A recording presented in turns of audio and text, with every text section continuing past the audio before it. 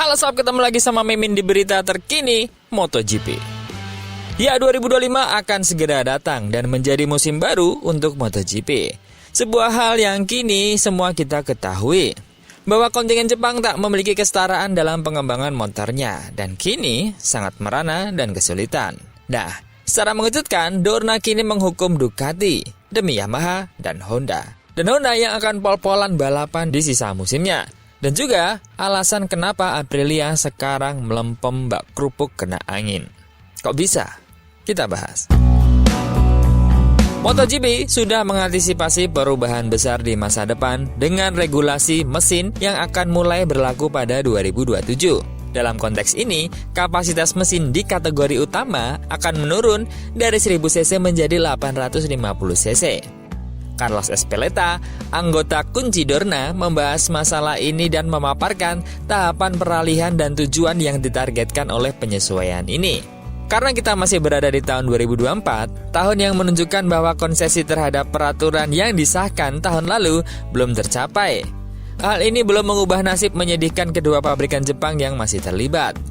Carlos Ezpeleta menjelaskan, untuk memfasilitasi peralihan mesin 850cc tersebut, Dorna berencana membekukan pengembangan mesin mulai dari awal 2025 hingga 2026. Namun, sebuah proposal akhir yang disetujui, pembekuan mesin ini terutama menyangkut pabrikan yang tidak mendapatkan keuntungan dari konsesi. Yang berarti, Honda dan Yamaha dapat terus mengembangkan mesinnya karena status konsesinya. Menurut Ezpeleta, tindakan ini bertujuan untuk memberikan kesempatan pada produsen untuk fokus pada mesin baru untuk tahun 2027. Dengan berfokus pada pengurangan tenaga listrik dan perpindahan, Dorna berupaya menciptakan lingkungan persaingan yang lebih seimbang dan mendorong merek untuk berinvestasi pada teknologi baru yang berkelanjutan dan kompetitif. Dia membandingkan tindakan ini dengan penghentian pengembangan mesin pada tahun 2020 sebagai sebuah inisiatif yang dilakukan untuk melawan dampak ekonomi dari pandemi COVID-19. Namun kali ini tujuannya adalah untuk mempersiapkan era baru olahraga ini. Ezpeleta juga menyoroti pentingnya strategi seperti itu untuk MotoGP di Motosan dan mengatakan ini adalah strategi yang sangat bagus. Cara memberikan kesempatan kepada pabrikan untuk fokus pada mesin dan motor baru yang akan dikembangkan pada tahun 2027. Baginya, pembekuan mesin ini merupakan langkah kunci dalam evolusi disiplin ini. Dan dia berharap pabrikan segera menyetujui usulan ini. Dorna nampaknya senang dengan arah peraturan baru yang diambil. Perubahan yang dilakukan bertujuan untuk menjaga keseimbangan kompetitif, menekan biaya, dan memberikan kesempatan kepada tim untuk bersiap menghadapi era baru MotoGP. Dan diharapkan peraturan tersebut akan segera mendapatkan lampu hijau. Ini seharusnya bagus untuk olahraga ini, khususnya untuk musim 2025 dan juga 2026. Di mana Honda dan Yamaha akan dapat terus mengerjakan mesin mereka saat ini, sementara tim Eropa dimulai dengan Ducati harus mempertahankan mesin yang sama. Sedangkan dari Honda, setelah pekan yang menyenangkan dari Johann Zarco, kini rekan timnya berencana untuk all out dan pol-polan untuk hasil terbaik Honda selama sisa karirnya. Nakagami membuka diri setelah balapan pada hari Minggu di Motegi. Meski performa Honda mungkin masih belum menjadi yang terbaik, Takaki Nakagami meninggalkan Jepang dengan perasaan bahagia dan puas. Pada balapan kandangnya, pembalap LCR Honda asal Asia itu finish di posisi ke-13. Nakagami mengungkapkan perasaan positif itu. Itu sangat bagus.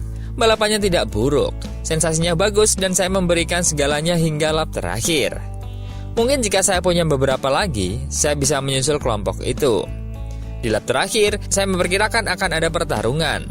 Tapi Miller, Quartararo, dan Zarco yang biasanya ada di sana untuk bertarung tetap tenang karena beberapa alasan. Taka meninggalkan balapan kandangnya dengan bahagia. Secara keseluruhan, saya bangga dengan balapan ini. Saya bersenang-senang. Jelas saya tahu bahwa memilih menggunakan ban belakang lunak adalah sebuah resiko. Tapi saya rasa berhasil melakukan dengan baik dan berhasil mencapai akhir balapan. Saya telah mencoba medium di pagi hari dan itu adalah pilihan yang bagus. Tapi saya pikir saya ingin mengambil sedikit resiko karena tidak ada ruginya. Sepertinya saya hanya punya 2 kartu tersisa di tangan saya dan saya ingin memainkan yang terbaik. Dan hal ini dimungkinkan akan dilanjutkan di balapan-balapan selanjutnya karena ini adalah musim terakhir bagi Takaki Nakagami. Sedangkan dari garasi Aprilia, ini adalah alasan kini mereka melempem dan tak lebih baik dari KTM. Maverick Vinales ingin segera menutup lembaran MotoGP Jepang yang suram dengan 2 balapan mengecewakan di Motegi. Memenuhi syarat di posisi ketiga, yang mengejutkan di lintasan stop go, Vinales tak dapat menonaktifkan perangkat whole shot-nya di tikungan 1 sprint hari Sabtu dan finish posisi ke-9. Namun, pembalap Spanyol itu bahkan tidak finish di Grand Prix utama karena terjatuh dari posisi ke-11 tepat di belakang rekan timnya Alex Espargaro. Saya tidak tahu apakah tingkat cengkraman berubah atau sesuatu, tapi itu adalah sesi terburuk akhir pekan ini dalam hal performa dan perasaan. Espargaro kemudian menyebutkan cengkraman belakang sebagai mimpi buruk, tapi Vinales bahkan tidak mau memikirkan apa sebenarnya yang salah. Motor adalah motor, jadi kami tidak bisa melakukan apapun selain mencoba melupakan akhir pekan ini. Meskipun saya melakukan beberapa hal bagus di kualifikasi, kami akan berkonsentrasi pada yang berikutnya. Bagi saya, di luar negeri, peluang kami adalah Mandalika dan Phillip Island. Itu akan menjadi lintasan bagi kami. Sisanya akan seperti Jepang. Jadi fokus penuh pada Phillip Island dan mencoba untuk kembali ke posisi yang bagus. Mandalika, tempat Vinales melaju dari posisi ke-10 hingga ke-6 di Grand Prix, dan Phillip Island keduanya merupakan sirkuit yang mengalir. Secara alami, lebih cocok untuk RSGP. Phillip Island berlangsung dari tanggal 18 sampai 20 Oktober nanti. Diikuti pada akhir pekan berturut-turut oleh Buriram dan juga Sepang, tempat suhu panas dari RSGP memanggang para pembalapnya tahun lalu. Vinales dan Espargaro kemudian akan membuat penampilan terakhir mereka bersama Aprilia di Valencia sebelum beralih ke Honda dan KTM. Namun Espargaro bersikeras bahwa Ducati telah bergerak selangkah lebih maju. Jaraknya dengan sang pemenang sungguh luar biasa. Kami sama sekali tidak memiliki daya cengkram. Sungguh luar biasa perbedaan dalam hal cengkraman.